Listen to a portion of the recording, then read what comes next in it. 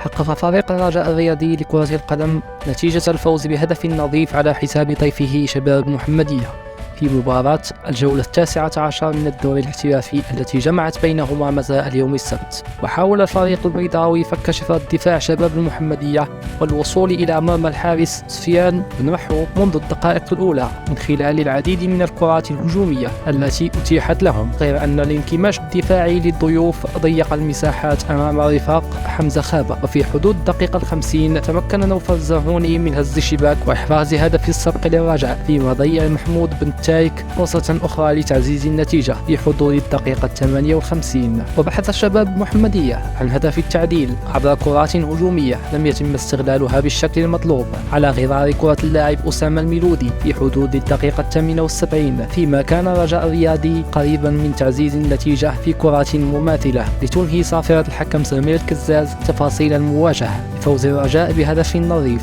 وعزز الرجاء الرياضي رصيده بعد هذا الفوز إذ بلغ 33 نقطة في الصف الرابع، فيما جمدت الهزيمة رصيد شباب المحمدية في النقطة 23 بالمركز العاشر.